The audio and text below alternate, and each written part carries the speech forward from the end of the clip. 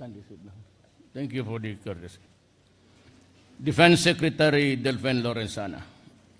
Presidential Advisor for Military Affairs Arthur Tabaquero.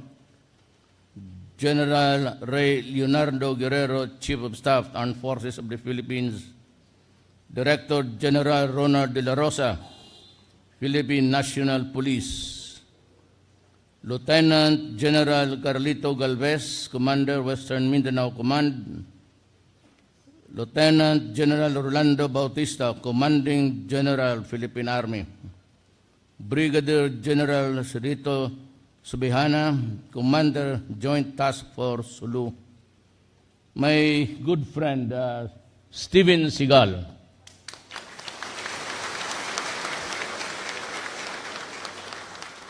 Sumama talaga dito. Sabi niya, sama ako. Bigyan mo lang akong ng M4 at okay na. Talagang true to life.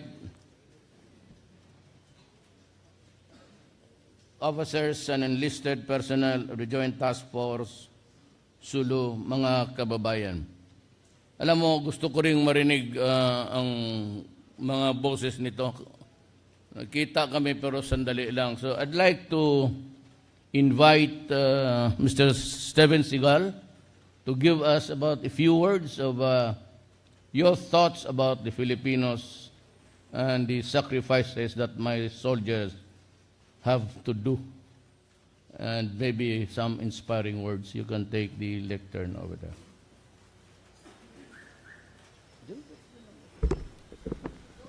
Well, first of all, thank you very much, President Duterte, for having me here today in the presence of these troops. I would like to commend you all for your commitment to your country, your president, and commitment to do the things that you have to do to make the Philippines safe. We have a problem. We have kidnapping, narco-trafficking, human trafficking, organ trafficking, and terrorism. These are the big things that we are faced with in the Philippines, you are faced with. I know that you guys put your life on the line every day. I myself have done and will do the same thing, so I understand that this is serious business. And I believe that there is a formula that can help the armed forces, the police, the intelligence network to combat this very, very well. I am looking forward to discussing these things with President Duterte at a later time. I do believe all of this is winnable. This is a war. It is all winnable.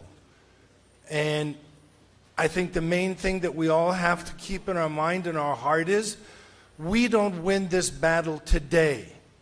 We don't win this battle tomorrow. This is a fight that's going to be a long fight. But the idea is to annihilate the enemy through attrition. Every day you have to say to yourself, this isn't going to be over today. It's going to be a long battle. But slowly, day by day, week by week, month by month, year by year, the enemy will get smaller and smaller, and finally they will be gone to the point where it is absolutely and positively controllable. This is the strategy that I believe is the way for you in your hearts and your minds to take a step forward every day. I hope I can be involved with all of you in this war against all of these evil things. And again, I want to thank you all for your courage, your devotion, your commitment, and thank President Duterte and his entire staff here today. Thank you all. Salamat po. Thank you.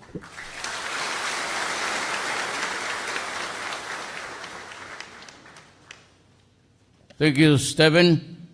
And wag ko na lang basahin ang report na to. I'm running out of time. I have something more substantial sa puso ko. Unang-una, nagpapasalamat ako sa inyo mga sundalo ng Republika ng Pilipinas. Sa sacrifice, sa pagtiis, sa lahat na bagay. harapin ang kahirapan, kamatayan. Just like what my friend Stephen said, sundalo to eh. So halos makapareho ang wavelength ninyo kung magsalita. Ako naman ay tried to do the best that I could in dumaang mga buwan. We had this crisis in Marawi, and I know that the Filipino soldiers fought valiantly, at saka we prevailed. It is a war that we do not like.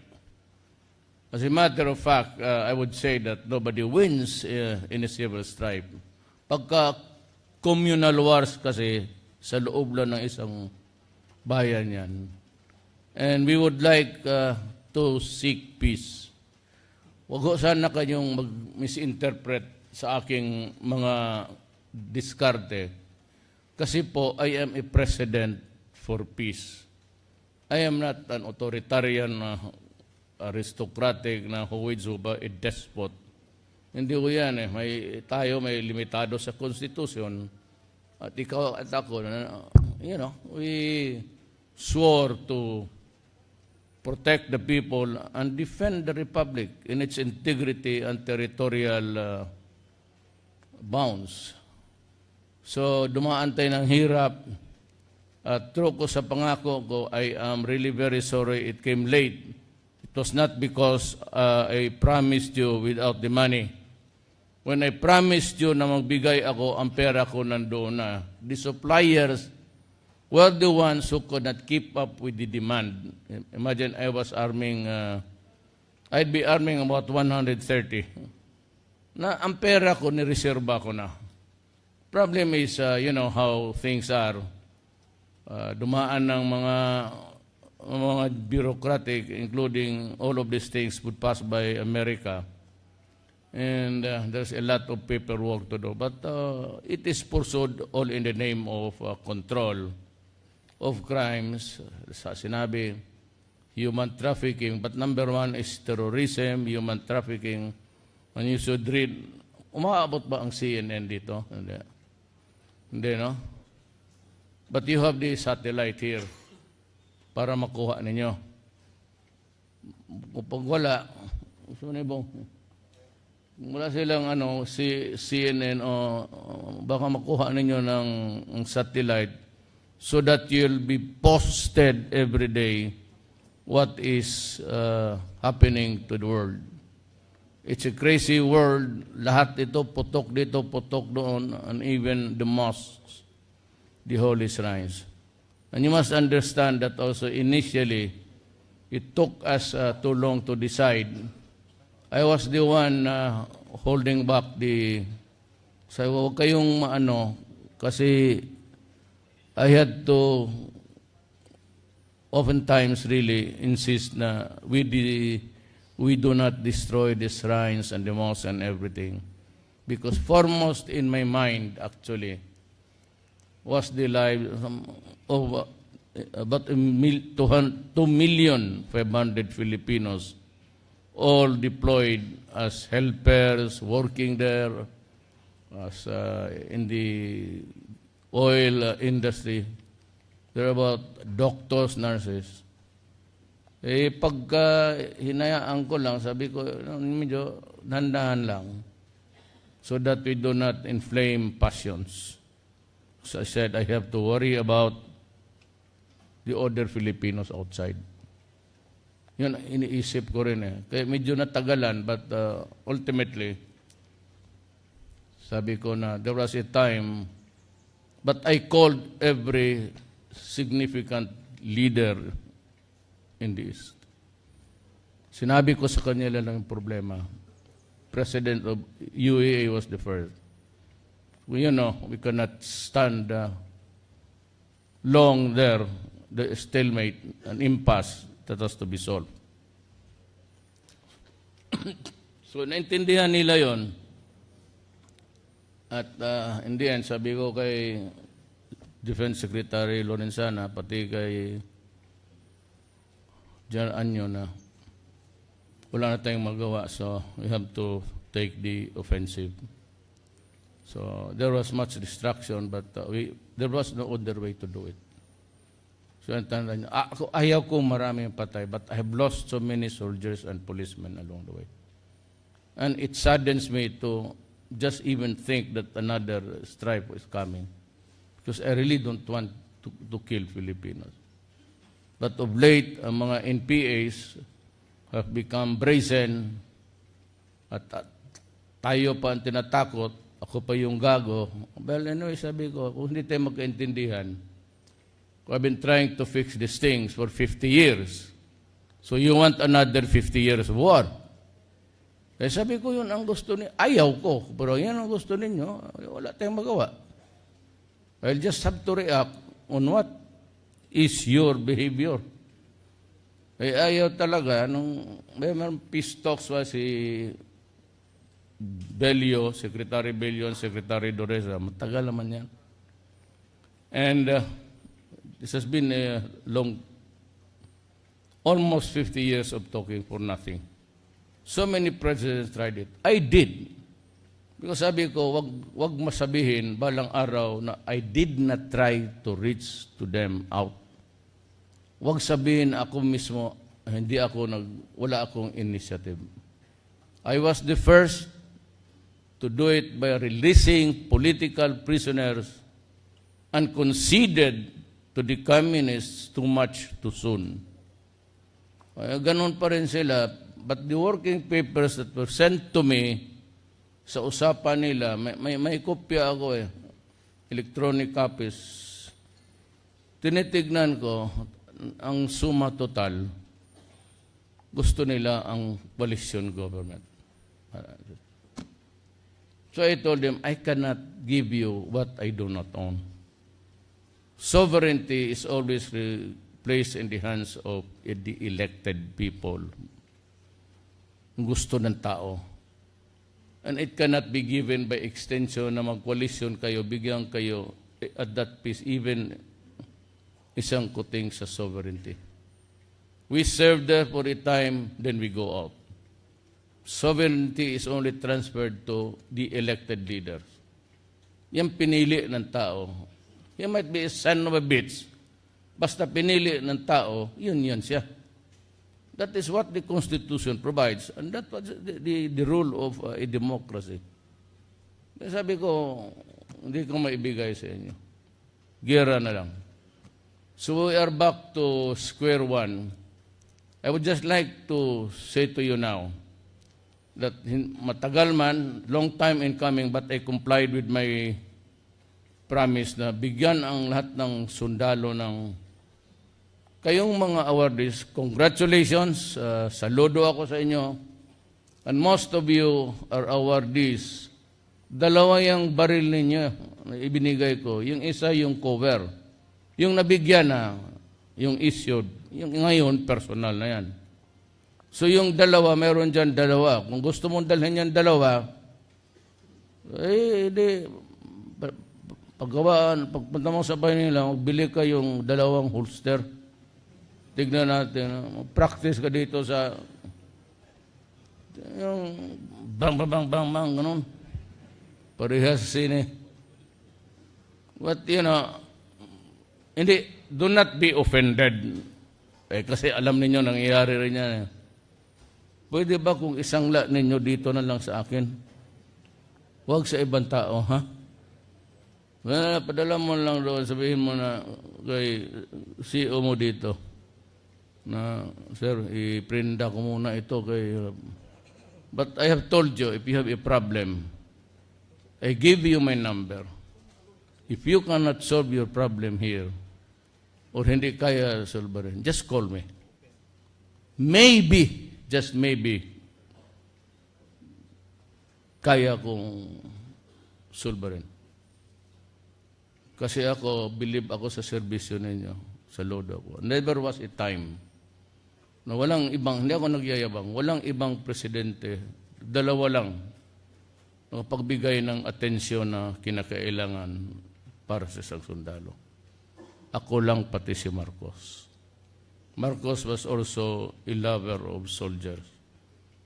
Kaya kita mo yung increases ninyo. Malapit naman ang December. Pero yung iba, pagbili na siguro ninyo, no? Yung sweldo. Doon na sa 5-6. Putang. Huwag mong ibigay doon. Hindi ko man ibigay yan sa, hindi ko ihulog yan sa ano. Maghanap ka ng paraan. Kikitain ng Pasko nito, ang yayaman, ang 5-6. Sabihin mo yan sa Turko. Yun ang bayad mo sa akin. Andito ka, nagdegosyo ka. Wag mo akong pilitin magbayad. Putang ina, 2 itong baril ko. Mamili ka kung saan mo gusto. Natural. Para sa pamilya yan. So kayong mga walang pamilya, bigay mo yan sa nanay, mga kapatid. That money is not intended for somebody else's pocket. So ibigay ko yan sa inyo, hindi dyan sa ano, nakasangla na yan doon sa ATM, kalukuhan niya. Diretso. Doble na ang, halos doble na ang sweldo ninyo. So, ang pinakamayaman dyan, mga generals, sigurado. Alam mo, ang sweldo ko, totoo yan, check it out. My salary when I naging presidente ako was 57,000. Kaya ako nagdadaldal noon. Kasi totohanan yun, from the heart. Putang ina. Ang pamilya ko 2. Paano na ito ngayon? May pamilya ako na mayor na matapang. Baka barilin ako noon kung hindi ako mag-remit. Yung isa naman, alang-alang. So, mabutit yan. Ang sweldo ko is just about 107 something. Pero kayong mga generals ngayon, kung 116,000, dublado na. Totoo. Mas malaking sweldo ang general. Kaya sabi nila, sige sir, salamat. Kami na mismo mag-assault dyan sa kung saan-saan. Pero ganitong usapan ha. Di ba sinabi ko sa inyo noon? Do you remember that? Nandito ako. Sabi ko sa inyo, unlike the policemen, you do not have sidearms. So when you walk out, you're sitting ducks. Ang ayaw ko dyan sa NPA, kaya ako galit. Talagang galit ako sa kanila. Kasi hindi pa natapos yung ceasefire, pinagbabaril na nila yung mga sundalo ko, pati polis. Yung sa Minsayap ba yun? Bandang Minsayap. Binaril nila, unarmed, naglalakad lang, hintay ng sakyan. And when I asked the forensics, kung ilan ang tama ng sundalo, 73 gunshot wounds. Kaya pumutok talaga ako. Tinawagan ko si Jan Anyo. Na-bypass ko na nga si Secretary Lorenzana. Sabi ko, let's go offensive. Ngayon, wag na kayong maghintay na mag-ano pa. But I will be buying something. Lahat ng kailangan ninyo to succeed in your mandate, ibibigay ko sa inyo. Sigurado yan.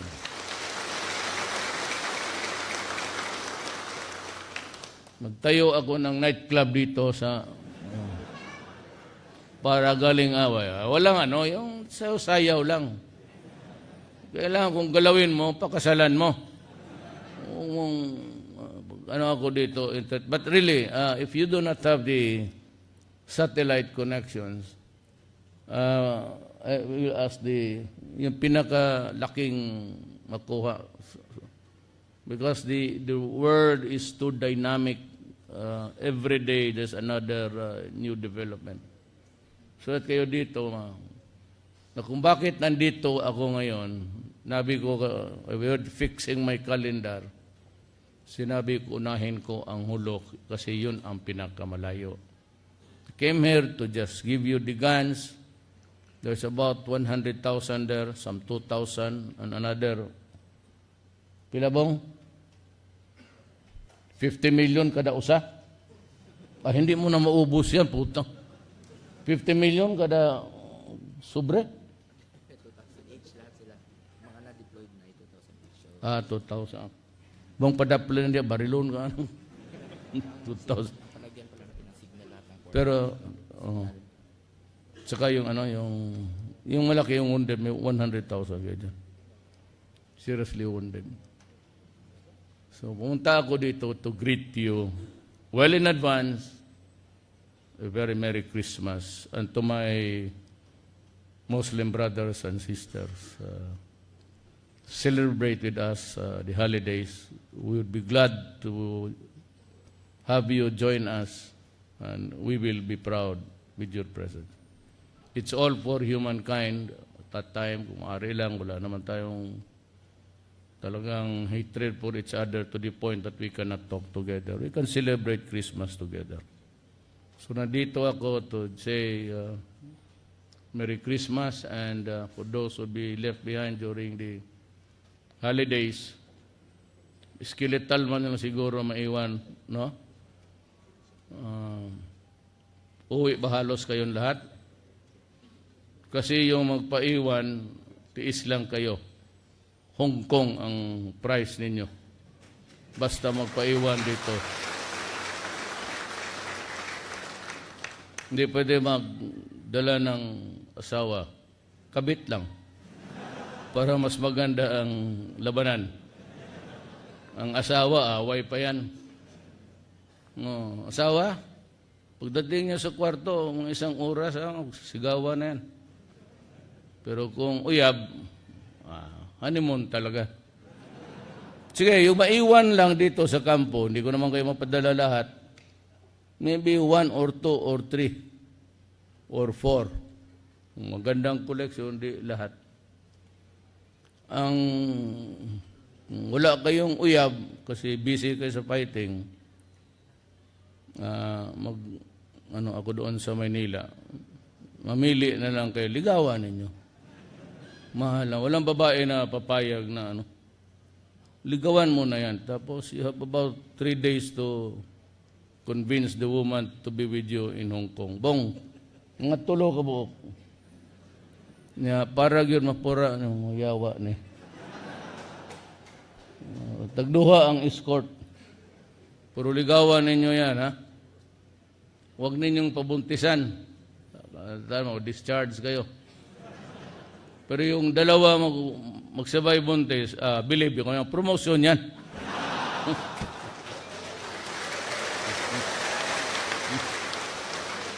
Biro mo kasabay ka? Kane, sus, Ginoo ko, hindi hinto to. So, I hope that stay be very careful. Sana, paano man nabawi ko yung kahirapan ninyo. And, I was there all the time to be with you because I wanted to be with my soldiers. Maipakita ko sa inyo na talagang mahal ko ang sundalo ko. And I said at any other time,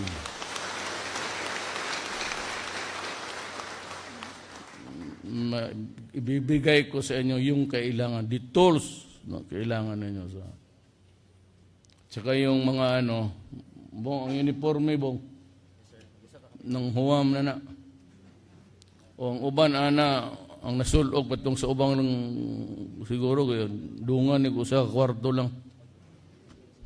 So, I said, some of you will be left behind. But somehow, at least my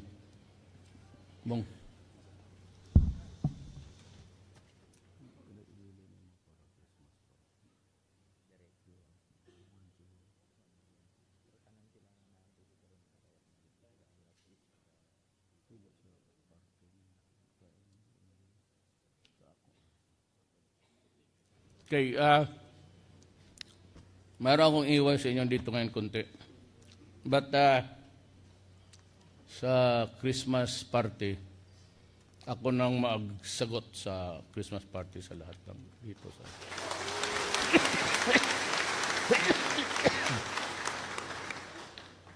Tambong baka. Maraming sundalo dito na Moro. Marami tayong sundalo na Moro dito. Kasi baka rin. Napay daghang baka nga rin, unang hurot nagkawat. Tama na. Ako na ang mag-blow out sa inyo na Christmas party. Soldiers Word of Honor. Sino nagbi-birthday ngayong araw na to?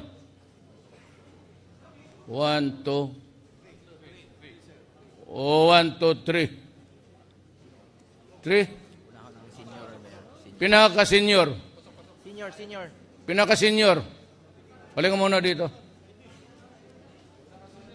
Pinaka-senior. Sa nag-birthday. Seniority muna. Military ito.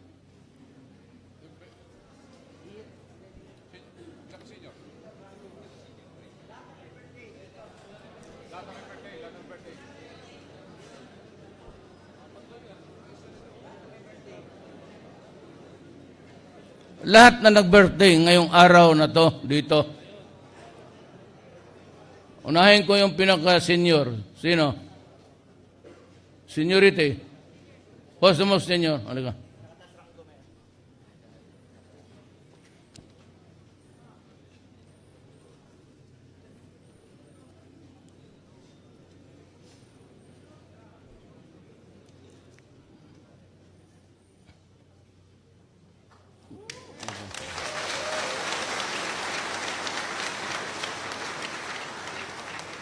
Kita mo, wala ang relo.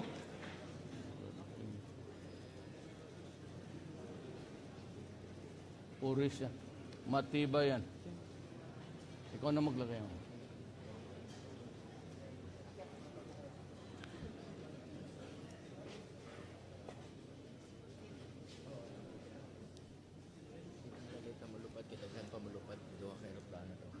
Putang yan.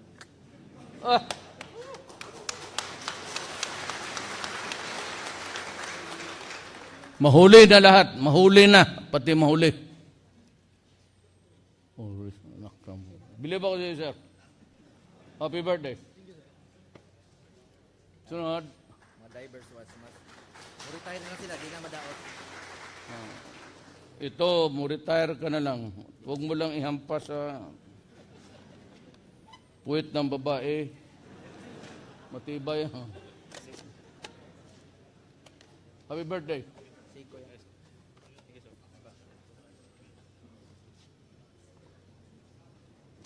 Portillo, happy birthday. May asawa ka? Milagro daw sa birthday ko ron. Dila sir na. Birthday mo ngayon? Ilang taong ka na? May asawa ka na? Single, sir. Masyadong magmadali. Okay. Siya pa, wala na?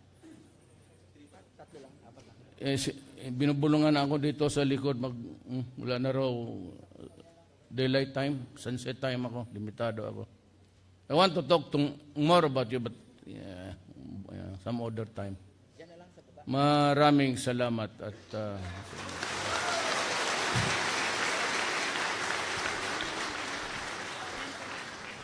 Thank you, Mr. President.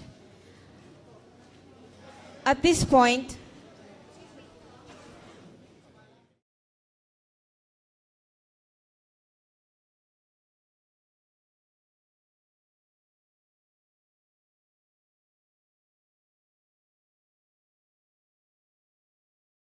Located and establish forward deployment of personnel to increase the area of influence.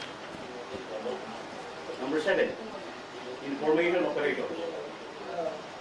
Maximum quad media information, dissemination of security measures, anti-criminality tips, and public safety services and hotlines. And intensification of public awareness campaign on terrorism, criminality, and public safety. Number 8, conduct of CIMEX, CEREX, and COMEX. CIMEX, or simulation exercises, promote preparedness by testing policies and plans, SOPs, and personnel training. Crisis Emergency Response Exercise, or CEREX, for man-made, human-induced, local chief executives, police and natural disasters, with the Office of Civil Defense. And communication exercise, or COMEX, regular radio checks with deployed personnel. Number 9, red teaming. The PNP will organize red teams to challenge the security preparations of our people in the ground. This includes role-playing as the adversary, conducting a vulnerability assessment, or using analytical techniques to improve intelligence estimates. And number 10, our offensive stance. Conduct proactive stance focusing on insurgency and terrorism. Establish forward deployment maneuver forces. Conduct major and minor internal security operations. Conduct daily preventive patrols using the concept of SWOT policy. And implement enemy mapping system. Executive Order number 28. Implementing rules and regulations, the PNP in coordination with DOH, ALG, DNR, and BFP, after the corporate public consultation, shall promulgate rules and regulations for the implementation of this order, which shall include guidelines on allowable areas where community fireworks displays may be conducted. Such rules and regulations shall form an integral part of the IRR of Republic Act 7183. That ends my presentation. Is there any questions, ma'am, sir? Sir, what exactly are your tips to litigate preparation to the Christmas? Ano yung mga nais ninyong mensahe na iparagin? I assume na yung PCR dito ang may shot dyan. How about the stray bullet cases, incidents? Meron na po bang naitala? Yes, yung mga dating, sa ngayon, wala pa ngayon, pero yung last year, meron mga insidente na pala noon, and we are still waiting actually kung ano yung mga respond ng mga regions kasi tinatanong din yung PCDS yung update ng mga kaso na nangyari.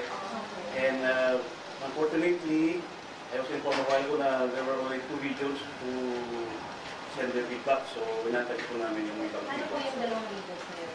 Pro 2 and Pro 1? 2 and 1. Pro 2 and 1. So, how do you intend to decrease or at least totally eradicate the number of indiscriminate firing? Meron na po bang mga plans? Kasi in the past, they normally cover the muzzle of the guns. Pero I understand, if I remember correctly, during the time of Chief PNP Bato, hindi na niya ito pinagagawa because he said that he trusts his men. Right now po ba? Kasi syempre malapit na ulit magpasko, magbagong taon, and there are the cases of indiscriminate firing. How do you plan, or what are the recommendations that you're going to give to the Chief PNP in order to totally decrease or totally eradicate the number of indiscriminate firing?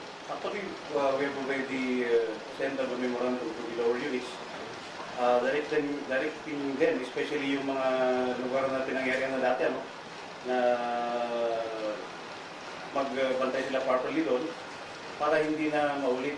At saka dapat maximum deployment lahat ng mga tao sa istasyon para po mabantayan talaga. Kasi kung, well,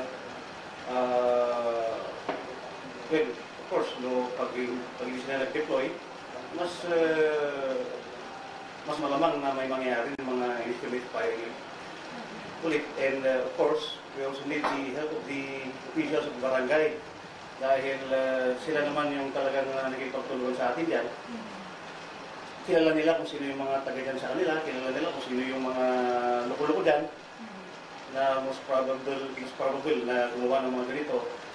So dapat maganda yung coordination natin sa barangay. Sir, kung clarify lang sana, kung po doon sa deployment ng mga police, tama ba sir na yung understanding ko na walang bakasyon? Christmas and New Year? Meron naman. As of now, may binanggit sila. Kaya ngayon sinabi ko kanina sa briefing na during 5 p.m. to 5 a.m. ng December 24 and December 31 to 5 a.m. of January 1 is kung nakabakasyon sila. During that time, yung time frame na yun, dapat mag-report sila sa nearest police station for their possible deployment. Sa operational control na sila ng nearest police station kung saan sila. Kung halimbawa sir, tulis ako na nakabakasyon na magantay, bawa dito sir sa Quezon City, I should report to the nearest station just para Yes. malaman lang nila that I'm there. Magpa-account ka and then you wait for your deployment in case na kailangan ka nila. Kung kailangan. This extended duty, ano? Hindi na actually extended Ang tingin. Yung oras ng isang empleyado ko namin sa pag-isip. actually ang PNP na kasi is 24 hours. So, pero control lagi. Yung shifting, Sir, ano yung 5 a.m. na December 24 magpapag 5 p.m. of December 24 to 5 a.m. of December 25 and 5 p.m. of January 31 December 31 to January 1. Oo. Magre-report lang sila para malaman kung saan sila i-assign. Opo. Tapos sir yung sa one strike policy, Within 24 hours, dapat merong development. Not necessarily may na-arrest. Ang instruction is within 24 hours dapat masolve yung kaso. Meaning, you've arrested the suspect. May nangyari dito. Yes, gano'n ang mangyari kasi arrest, solve eh. Kung sinabi sana na cleared lang, walang arresto. sir, Kasi in the past, in the past, parang wala na hindi talaga nakikita kung sino yung mga nagpaputok kahit na umabot na ng taon. So, ibig sabihin, are we expecting a lot to relieve this, Well, if, indiscriminate firing and you would be able to really arrest the if we will suspect? follow the directive, mas probably ganun po mangyari. Sir, let's clarify. Pwede lang natin i-state lang sir ng buo. Ibig sabihin sir, kapag hindi na-resolve ng police yung nangyari ko, discriminate firing, at may tinamaan na dito, matatanggal siya sa pwesto or i-relieve sila sa pwesto. I-review. Within 24 hours. Within 24 hours. Saka dapat sir, huli yung suspect. So to Sir, speak, pwede kasi isang solve. statement niyo sabihin kung ano yung utos. Ano ang mangyayari? Sige, sir, ano mangyayari sir? Pwede isang Ang nakalagay sa directive is for the chief of police to be relieved within 24 hours pag nila-solve yung kaso. And solving means May arresto. Supposed to be. Dapat may na-arrest. Hindi lang may get. so, Sir, ito yung immediate na police station. Let's say, station dito sa Okan. Kung kaninong ilong yan, sir, kung sino ang station commander, siya lang ang i-relieve. O kasama, sir, yung mas mataas. Hanggang sa level, sir. Actually, hindi clear yung directive ko. So, mayroon mag-assume. last year, sir, sino yung pinakamarami may naitala?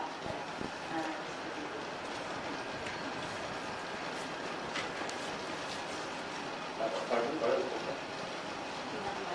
Marami? Anong area, sir? NCR. How many incidents? Like, ballpark. I think 103. 103 Tama ba yung Louis? 103 sa NCR. indiscriminate firing. O stray bullet Stray cases. bullet case. Kasama ko din sir yung wala naman tinamaan. Sorry, wala. Ito. I know. I'm sorry. Iba pala yung sinabi mo 103 injuries due to firecrackers ko yung NCRPO ang pinakamataas. So, sir, sa indiscriminate firing or stray bullets, Stray bullets is for the whole country, 22 incidents. ano to stray? O in stray bullet? Stray bullets. Kailan, ano yan sir? December 23? December 16 to January 4, 2017.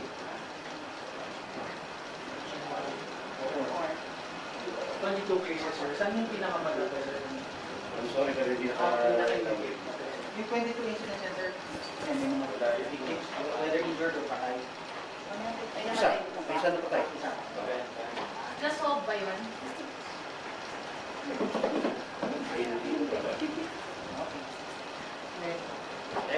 So, sir, in other words, wala talagang bibigay na ano ngayon, na leeway or kapag talagang may nangyaring ganito, may namatay, at hindi na aresto in 24 hours, release agad? Ang palagay ko, hindi ko masasagot yung tanong nyo. But basing on the directive, yun lang po ang pwede ko sagutin na yes. Pero siyempre, depende pa rin sa task. Last year may na-release po. Last year may na-release. Dito sa isang namatay.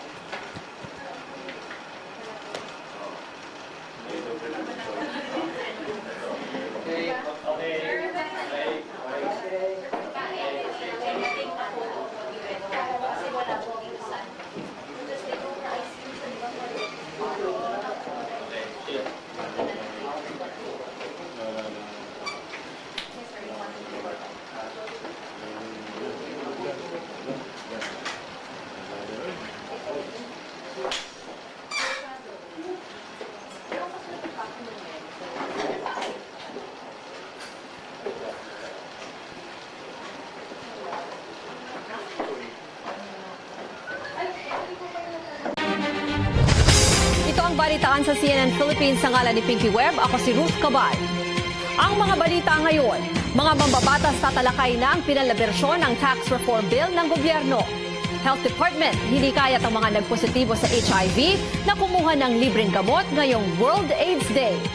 At UAAP Men's Basketball Finals sa cheer dance competition ngayong weekend, kasado na.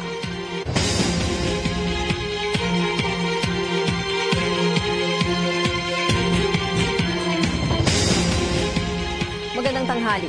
Asahan na ang bababang income tax para sa mahigit 7 milyong empleyado. Yan ay kung maisasabata sa mga reforma sa pagbubuwis na sinusulong ng gobyerno. Tatalakay mamayang hapon ng Bicameral Conference Committee ang Tax Reform for Acceleration and Inclusion Bill para mapagtugma ang mga pagkakaiba sa bersyon ng Senado at Kamara.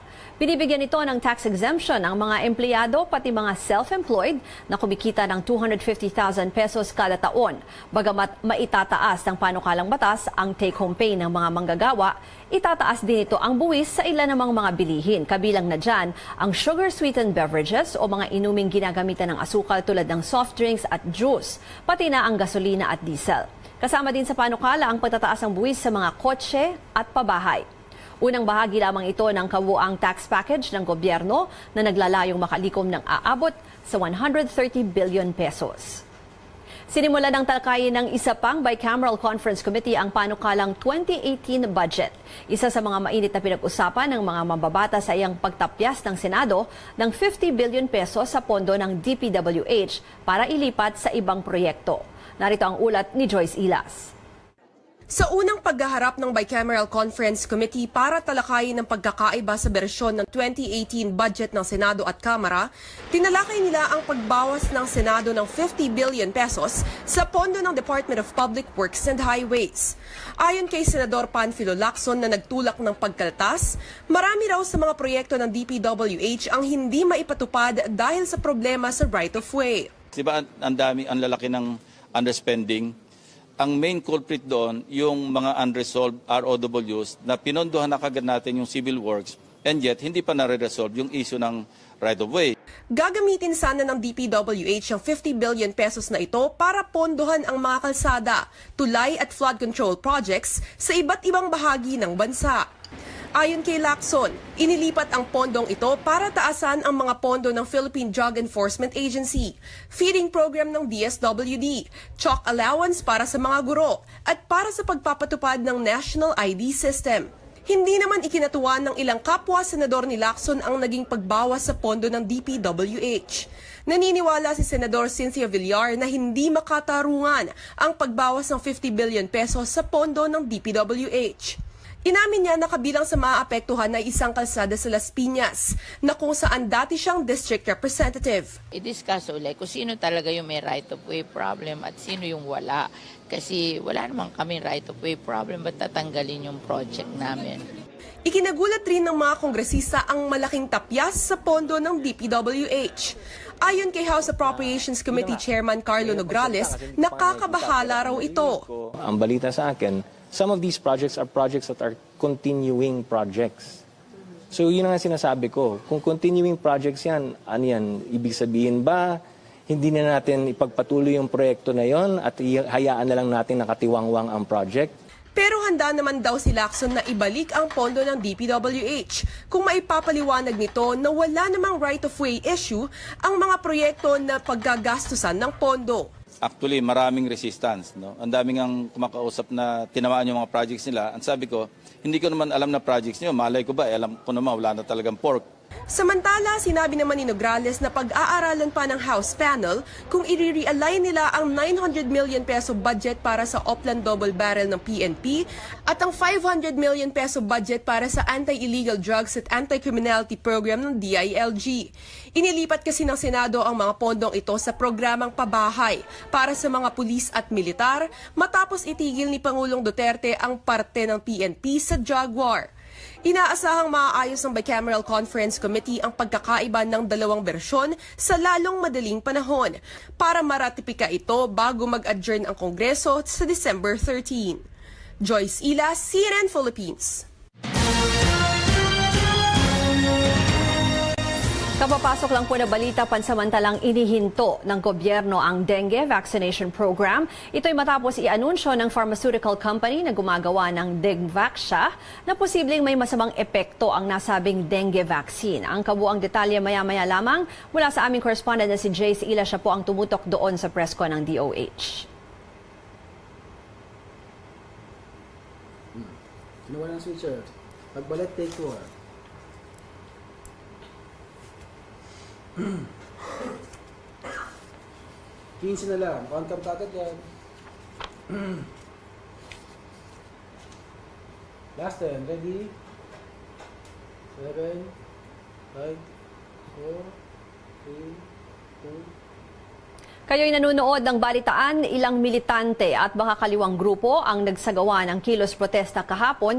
Tinutuligsa nila ang administrasyon ni Pangulong Rodrigo Duterte, lalo na ang pagtigil umano sa usapang pangkapayapaan at mas matinding opensiba laban sa mga komunistang rebelde. Una silang nagtipon-tipon sa liwasang Bonifacio, binatikos nila ang pamahalaan dahil sa umano'y plano na pag-phase out ng mga jeep, paglabag sa karapatang pantao at umano'y pagiging diktador ng Pangulo. Ang revolusyon ni Bonifacio ay ang kalayaan ng higit na nakararaming mamamayan na binubuo ng uring anak pawis, manggagawang magsasaka at maralikat ng ating bayan. Ang revolusyon ni Duterte sa kabilang banda ay revolusyon ng ilang mga elitista, ng mga Panginong may lupa at mga dayuhang kampangyarihan. Samantalang nagtipon-tipon din ang mga taga-suporta naman ng Pangulo. Naniniwala sila na lahat ng kapangyarihan ay dapat ibigay kay Pangulong Duterte para maisakatuparan ang kanyang mga plano. Ayon sa mga pulis, tinatayang nasa higit 3,000 ang nakisali sa pro-Duterte rally. Samantalang nasa higit 2,000 naman ang rallyista mula sa mga militanteng grupo. Nagpahayag naman ng pagkabahala si Vice Presidente Leni Robredo sa mga planong pagkakaroon ng revolutionary government. Ayon sa kanya, tila sinasantabi raw nito ang kapangyarihan ng Pangulo at pagbaliwala sa umiiral na batas. Nakaalarma din daw na ilan pa sa mga kaalyado ng administrasyon mismo nagsusulong maisakatuparan ito. Dagdag pa ni Robredo, pinanghahawakan niya ang pangako ng Pangulo na hindi siya magdedeklara ng revolutionary government. Tingin ko napakahalaga ng statement niyang yon kasi dapat it will put to rest yung lahat ng mga haka-haka na baka mag-declare. Pag si Pangulo na mismo yung nagsabing hindi siya magde-declare, yun yung pangahawakan natin. Samantala, ayon naman kay Presidential Spokesperson Harry Roque, wala umanong dapat ikabahala si Robredo dahil paulit-ulit na sinasabi ng Pangulo na hahantong lamang sa pagdedeklara ng revolutionary government kapag lupaypay na ang gobyerno. Sa mga balita abroad, nakataktang bumaba sa trono si Japanese Emperor Akihito sa April 2019. Ito ang inanunsyo ni Japanese Prime Minister Shinzo Abe matapos ang pagpupulong ng Imperial House Council ngayong araw. Matatandaang sa kanyang pahayag sa telebisyon noong August 2016, nagpahiwatig na ang 82 taong gulang na emperor na magiging mahirap na ang pagtupad sa kanyang royal duties dahil na rin sa kanyang edad at kalusugan. Ilang government officials ang nagsabing kinokonsidera ng White House na palitan si Rex Tillerson bilang U.S. Secretary of State. Papalitan umano siya ng kasalukuyang CIA Director na si Mike Pompeo. Sa report ng New York Times kahapon, maaari raw itong gawin bago matapos ang taon o sa mga unang buwan ng 2018. Tila di na raw kasi mabuti ang relasyon ni Tillerson at US President Donald Trump, habang isang opisyal naman mula sa White House ang nagsabing mas malapit at pinagkakatiwalaan ni Mr. Trump si Pompeo. Matapos namang matanggal sa trabaho bilang top news anchor ng NBC, sinagot na ni Matt Lauer ang mga akusasyon laban sa kanya. Sa isang pahayag, humingi ng paumanhin ang dating Today Show host sa mga taong maaari niyang nasaktan. Ilan raw sa mga alegasyon ay pawang kasinungalingan, ngunit inamin din niyang may mga totoo dito na kanyang kinakahiya. Matatanda ang inanunsyo ng NBC ang pagpapatalsik kay Lauer noong Miyerkules matapos isang babaeng katrabaho ang maghain ng harassment complaint laban sa kanya. Susunod, mga pulis sa Pasig City gumamit ng body camera sa operasyon sa unang pagkakataon. At aktor na si Coco Martin, inakalang hindi siya makakapasok sa showbiz. Ang kanyang panayam, abangan mamaya sa pagbabalik ng Balitaan.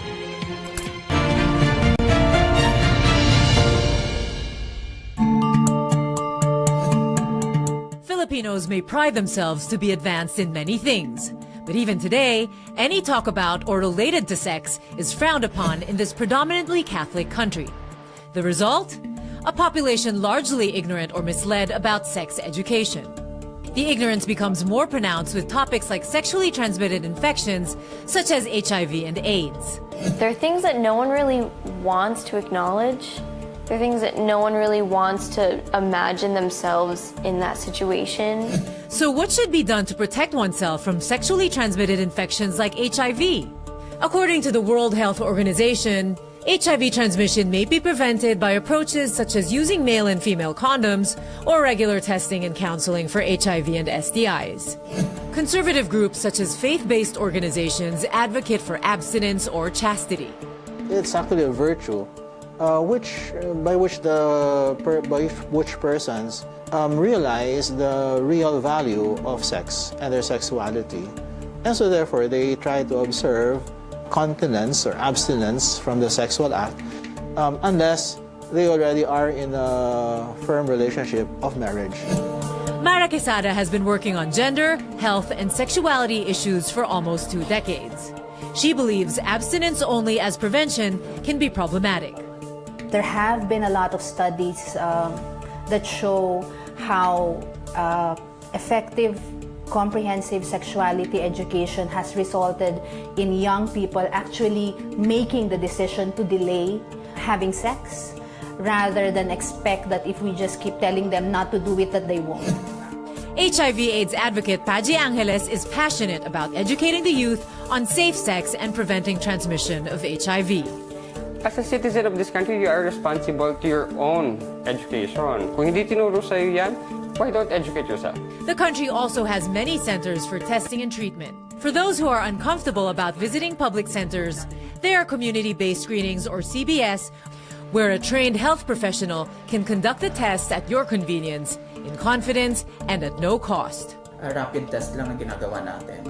After 15 minutes, Jethro shows me the test kit showing the appearance of one line. Ibig sabihin, non-reactive yung result. Which means kung i-confirm natin to, it's negative. It takes about 3 to 6 months for HIV to get detected in the bloodstream. Regular testing is recommended every 6 months for people who are sexually active. ACHIEVE has been lobbying to amend the AIDS law to bring down the age of consent for access to HIV-related services such as testing. It's still a long, hard journey for HIV and AIDS advocates, but the horizon looks more hopeful. Mitzi Borromeo, CNN Philippines.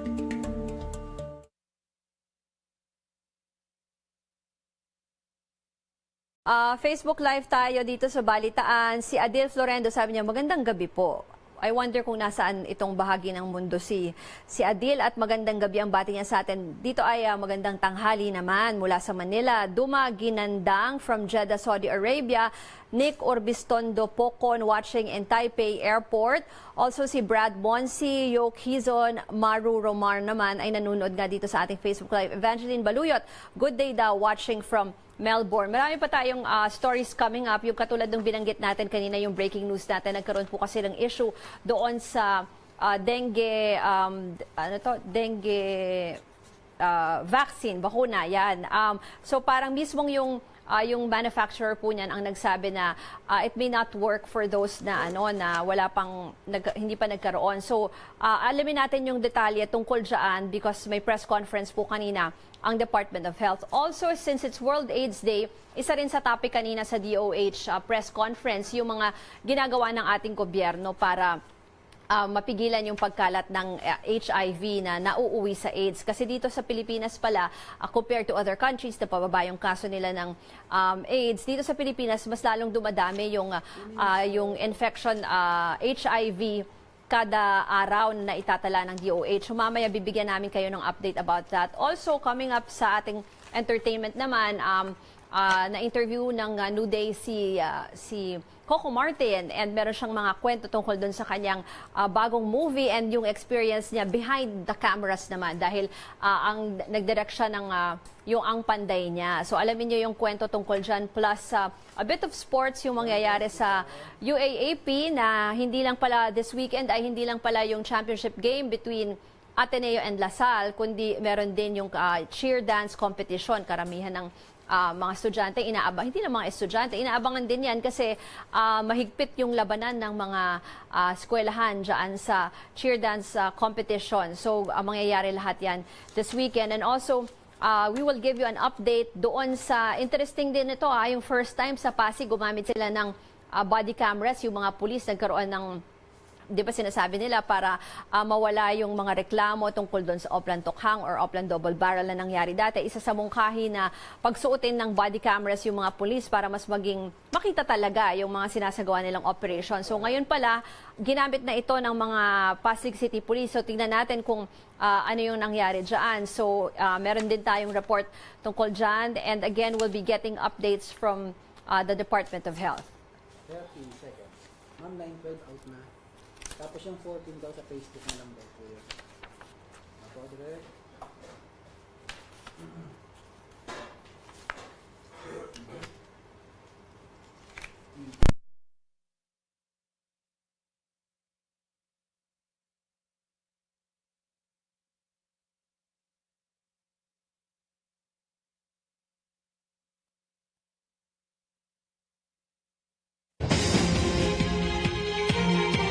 Pansamantalang inihinto ng gobyerno ang dengue vaccination program. Ito ay matapos i-anunsyo ng pharmaceutical company na gumagawa ng Dengvaxia na posibleng may masamang epekto ang nasabing dengue vaccine. Nasa Maynila ang aming correspondent na si Joyce Ilas. Joyce, ano yung update mo dyan? Tama yan, Ruth. Itinigil na nga raw ng Department of Health ang dengue vaccination program ito. Ang pagbibigay ng dengue vaccine na Dengvaxia habang nire-review at nagpo-consult pa raw sila sa mga eksperto, key stakeholders at sa World Health Organization. Ito ay matapos ng mapag-alaman ng DOH mula sa Sanofi, ang kumpanyang gumawa ng gamot, na posibleng may masama raw na dulot sa mga kabataan na hindi pa nagkakaroon ng dengue ang nasabing vaccine. Paliwanag ng DOH, para sa lahat ng mga nagka-dengue na noon, nakita raw na may consistent naman at sustained benefit na makukuha ang mga ito mula sa Dengvaxia. Pero para doon sa na-vaccinan pero hindi pa nagkakaroon ng dengue, ayon sa bagong analysis ay bagamat may iwasan raw nito ang pagkakaroon ng dengue sa loob ng 30 months, pero pagkatapos raw ng 30 months, posible na magkaroon ng severe o mas malalang kaso ng dengue ang mga bata.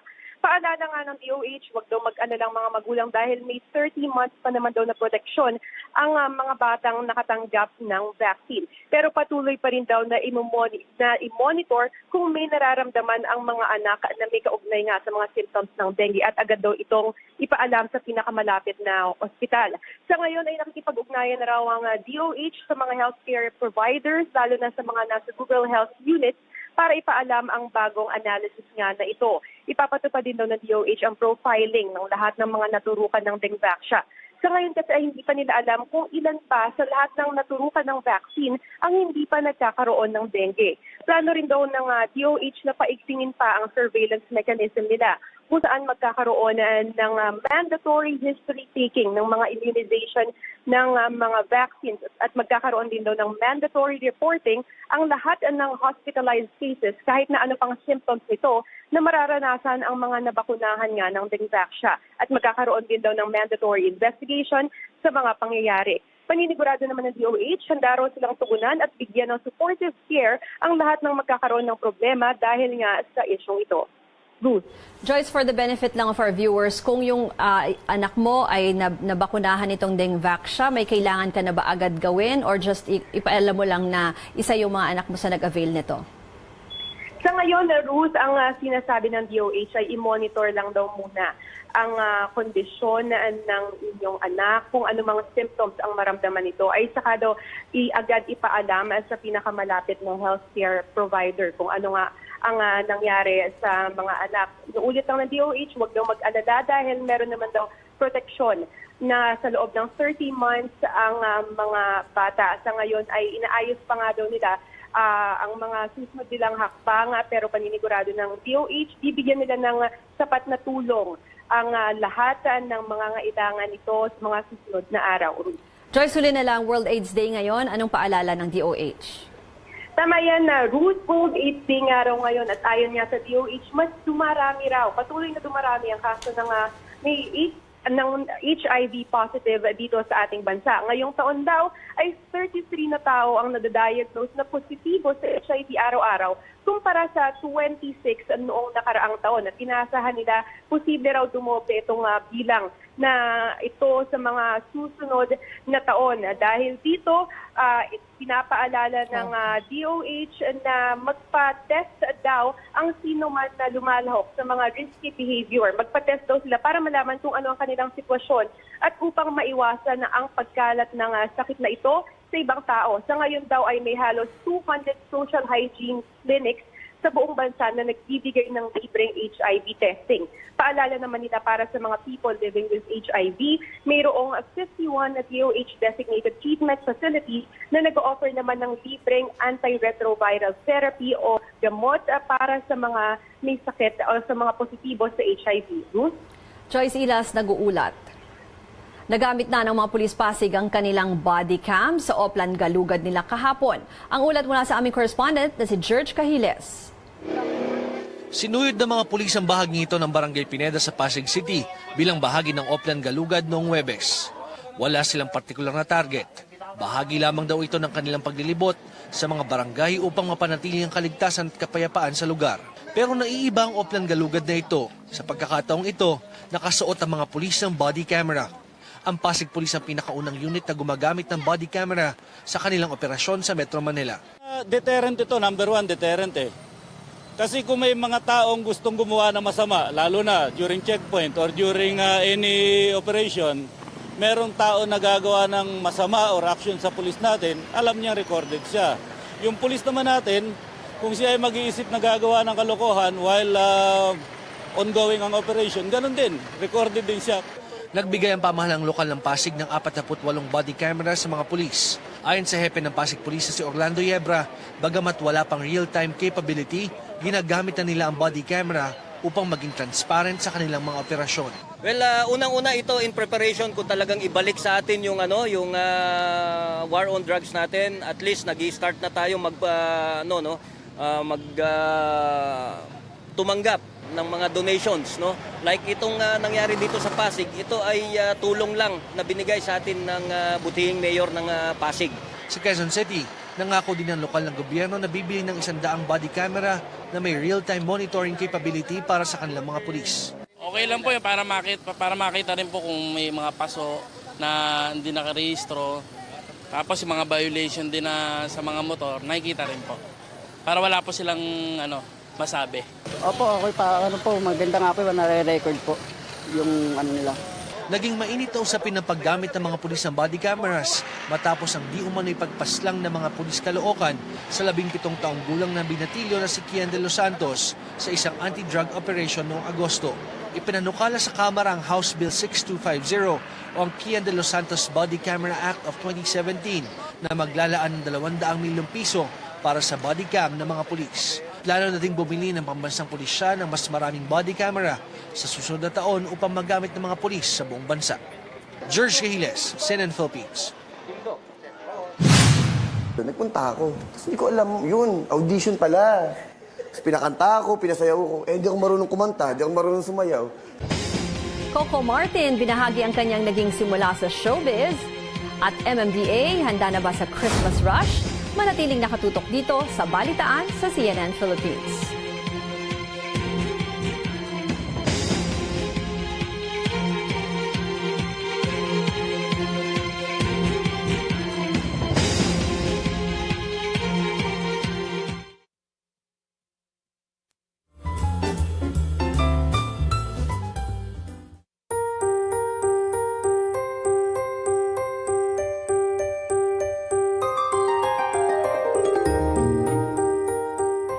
As a child, I love making items with my hands. And so on this episode of Shopping for the Holidays, I go around the metro and take a look at how these specialty stores have evolved. And I also get to speak with creative individuals who have found inspiration in them to pursue their passion.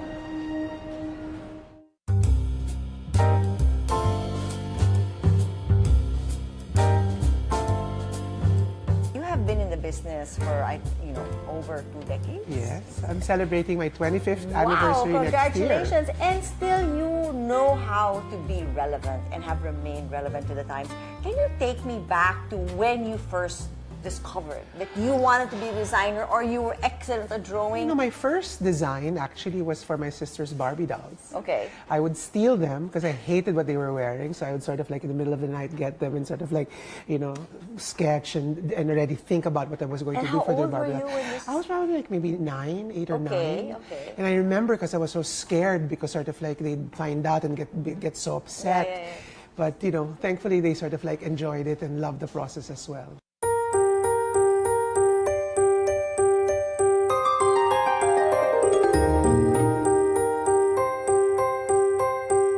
Currently write for the Philippine Star. Yes. You have a column. Now, do you have a recollection of the first time you started to write? My first memory of writing was actually a gift from Santa. I think I was 4 or 5, and I remember rushing to our front door and I saw a huge item wrapped for me. My brother and sister got their dream toys. When I opened mine, it was a study table. Okay. So I got the message, but I fell in love with it. I would sit there, and I guess that's how I first fell in love with writing. What is it about writing that you love so much? I don't know. I think it's an outlet for my excess energy or a way to release creativity because growing up, I really loved reading and I get to express myself when I write. Thanks so much for watching and have a very Merry Christmas.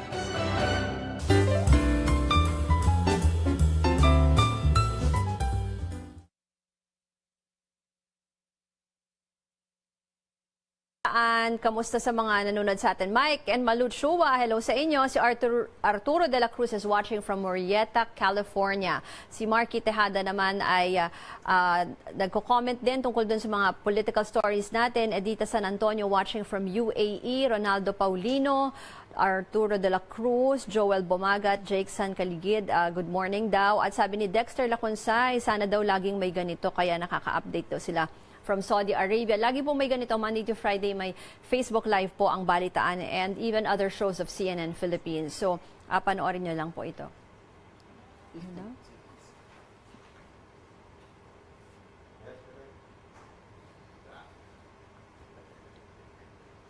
Walang welcome back. Back na rin.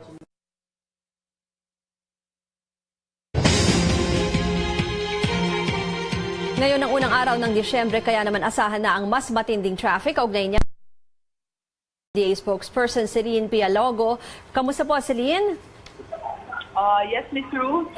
Magandang tanghali po sa lahat po. Magandang tanghali. Kamustahin lang namin yung preparations. December 1 ako inaasahan natin ang matinding traffic.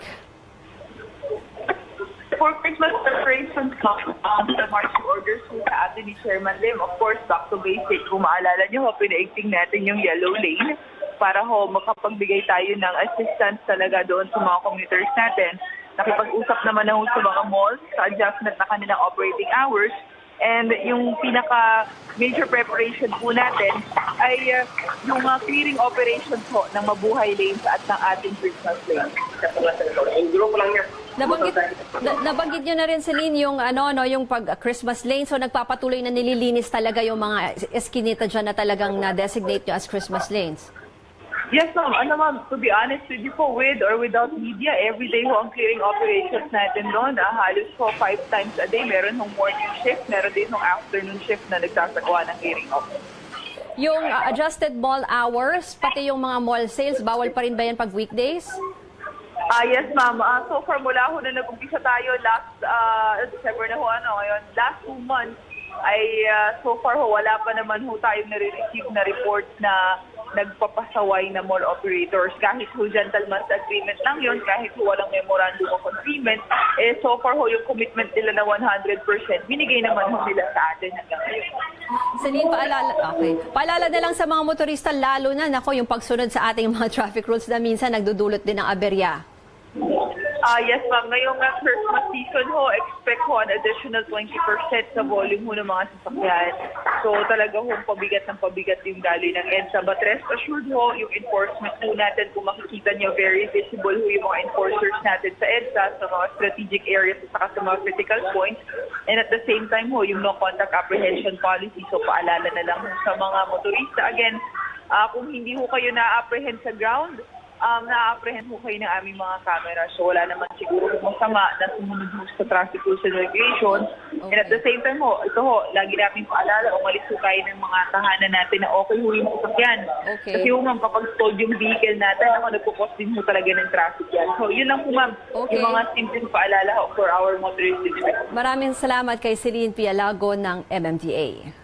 Umaatikabong sports action ang naghihintay para sa UAAP fans ngayong weekend. Bukas, humanda na kayo para sa mga tumbling, pyramid lift at sayaw sa taon ng UAAP Cheer Dance Competition sa Mall of Asia Arena. Magbabalik sa kompetisyon ang UP Pep Squad. Unang magpapasiklab ang NU Pep Squad na umaasang makakamit ang ika-5 panalo nito. Susundan niya ng Lasal Animo Squad, Adamson Pep Squad, FEU Cheering Squad at UE Pep Squad. Ika-6 ang UP, kasunod ang UST Salingawi Dance Troupe at huli ang Ateneo Blue Battalion. At sa linggo naman, magkakaalaman kung sino sa De La Salle Green Archers at Ateneo Blue Eagles ang mag-uuwi ng kampyonato sa Do or Die Game 3 sa UAAP Men's Basketball Finals. Gaganapin ang winner-take-all game na yan sa Araneta Coliseum. Maituturing na isa siya sa pinakamatagumpay na aktor sa bansa, walang iba, kundi si Coco Martin. Mapa-TV man, pelikula o endorsement, bidang-bida palagi si Martin. Pero paano nga ba siya nagsimula sa mundo ng showbiz? Sa panayam ng CNN Philippines, kinuwento niya ang mga pinagdaanan niya bago nakamit ang kasikatan. Kasi waiter ako sa isang restaurant. Tapos may taga-ABS-CBN na assistant director ni Johnny Manan. Nakita ako, kasama yung family niya. Nagsiserve ako. Nagtitake ako ng order. Sabi sa akin gano'n, ngiti ka nga. Na-weirdo naman ako, lalaki. Sabi sa akin, ngiti ako. Dinatawa akong gano'n. Tapos pagkuha ko ng order niya, sinerve ko na. Binigyan ako ng calling card, sabi sa akin, baka gusto mong mag-artista, ganyan-ganyan. Assistant director ako ni Johnny Manahan, si Rene de la Cruz. Tapos, kinuha ko yung calling card, punta ako sa kitchen, pinakita ko sa mga uy, may kumukuha sa akin artista. Sabi sa akin, puntahan mo, malay mo, ganyan-ganyan. Tinawagan ko nung gabi. Tapos sabi niya, punta ka sa ABS, ganyan-ganyan, kita tayo doon. Nagpunta ako. Tapos hindi ko alam, yun, audition pala. Tapos pinakanta ako, pinasayaw ko. Hindi ako marunong kumanta, hindi ako marunong sumayaw. Tapos pagtingin kong gano'n, ang haba ng pila, hindi ako makukuha dito. Kasi yung tatangkad ang puputi, ang gugwapo. Ako mukha akong dugyutin ako Wala ako talagang Wala talaga akong dating Tapos sabi ko, nandito na ako, di gawin ko. Tapos ang pinakakanta, pinasasayaw na ako. Nahihiya ako, pero syempre, parang sayang naman pamasahe ko. Ginawa ko na.